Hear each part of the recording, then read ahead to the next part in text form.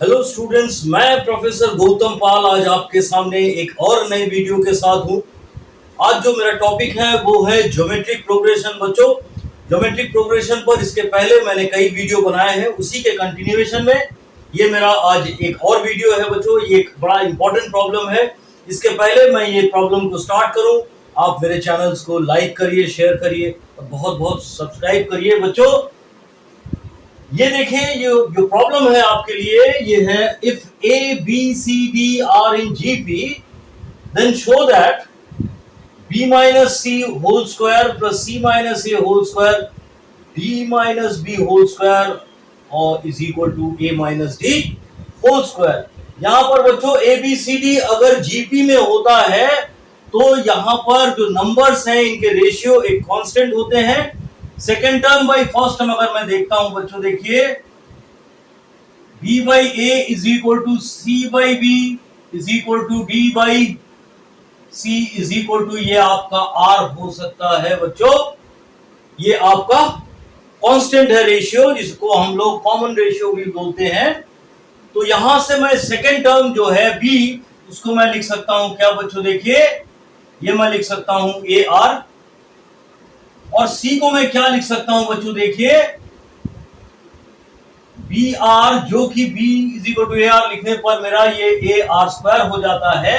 और अगर मैं यहां पर बच्चों d लिखता हूं तो ये सी आर होता है, but c is equal to A R square है, तो ये आपका ए आर क्यूब हो जाएगा। तो अब अगर मैं लेफ्ट हैंड साइड को देखूं बच्चों, फिर लेफ्ट हैंड साइड से स्टार्ट करके मैं राइट हैंड साइड में जाऊंगा। यहां पर देखिए b माइनस सी का स्क्वायर है, तो आप इसको लिख सकते हैं बच्चों A R minus A R square, इसका होल स्क्वायर, प्लस c को आप लिख सकते हैं ए आर स्क्वायर माइनस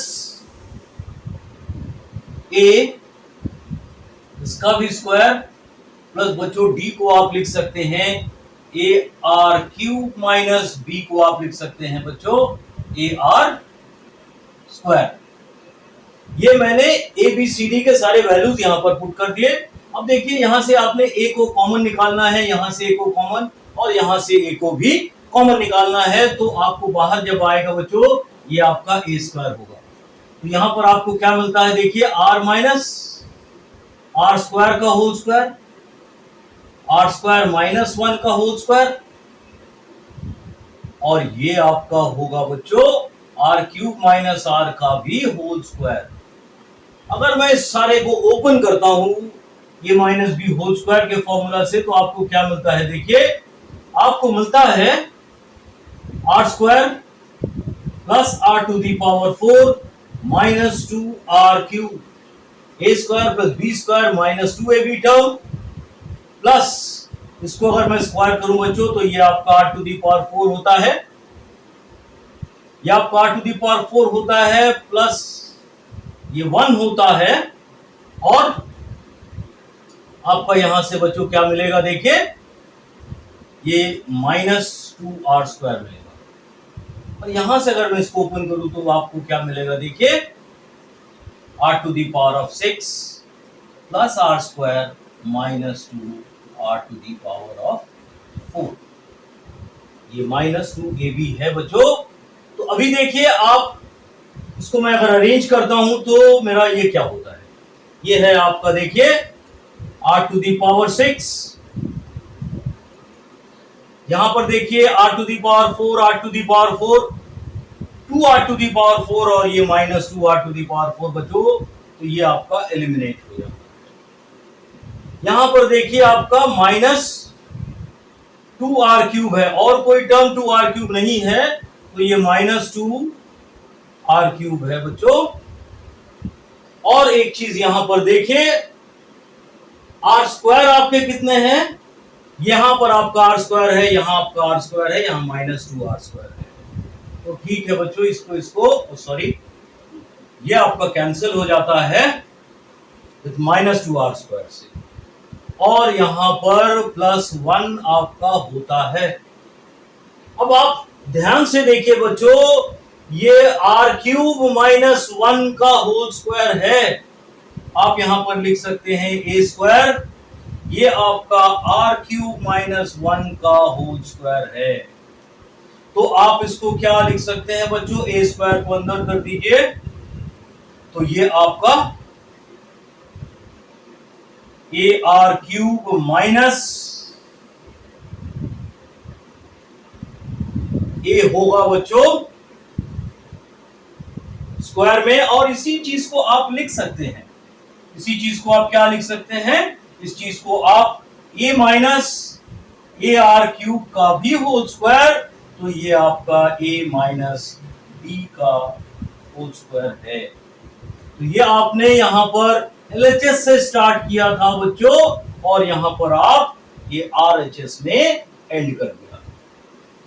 होप बच्चों ये सवाल आपको समझ में आया होगा। इसी तरह का एक और प्रॉब्लम मैं आपको डिस्कस करता हूं। देखिए, हाँ बच्चों, ये मेरा दूसरा प्रॉब्लम है। ये प्रॉब्लम है आपका एक्सप्रेस 0.043 बार एज रैशनल नंबर। हाँ बच्चों देखिए, ये रिकरेंस का प्रॉब्लम है। आप इस चीज को क्या लिख सकते हैं, 0.43 बार को आप लिख सकते हैं 0.43333, इस तरह से ये आपका चलता रहेगा। ये आपका नॉन टर्मिनेटिंग नंबर है, ये रिकरेंस प्रॉब्लम है बच्चों, रिकरेंस नंबर है 3 का। अब देखिए इसको आप क्या लिख सकते हैं, बहुत ध्यान से देखिए बच्चों, इसको आप लिख सकते हैं 0.4 प्लस 0.03 लिख सकते हैं। क्यों, देखिए अगर इन दोनों को ऐड करता हूं मैं तो ये 0.43 आपका आ जाता है, जो कि यहां पर है। फिर इसके बाद अगर एक नंबर और लिखता हूं बच्चों, देखिए 0.003 लिखता हूं। अगर इन तीनों को ऐड करूं तो ये 3 नंबर मिल जाता है। इसका मतलब बच्चों देखिए इसी तरह से ये आपका 0.0003 होगा और ये चलता रहेगा।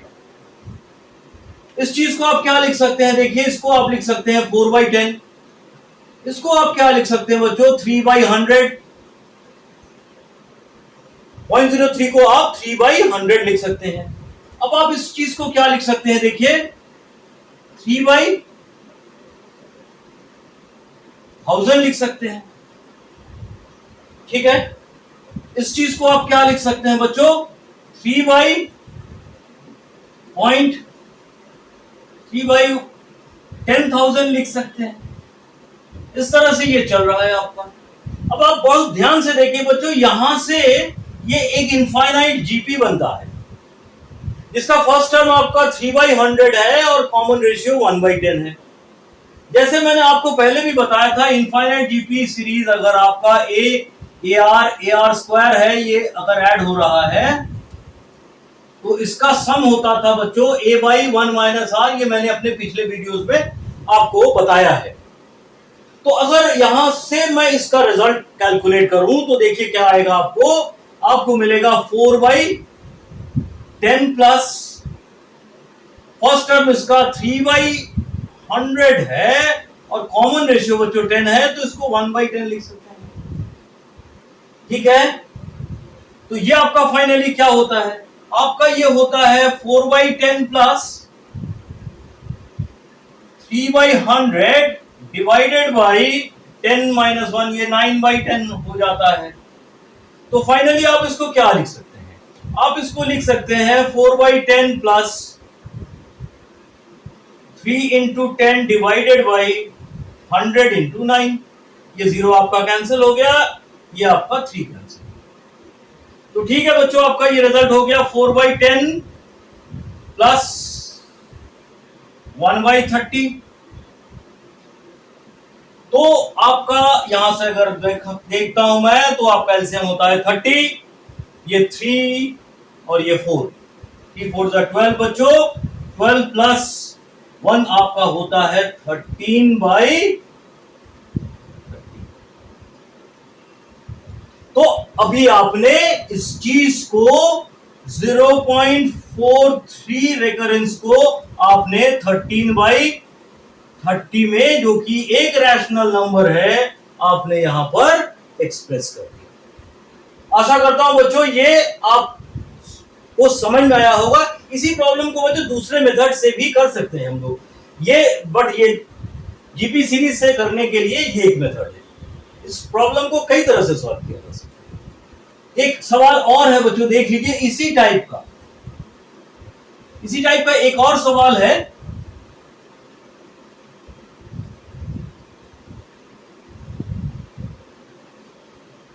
वो प्रॉब्लम आपके पास है, मान लीजिए find the value of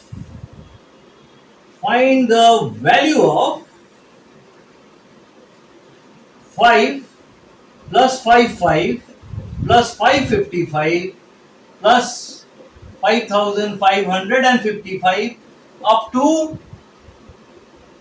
n terms।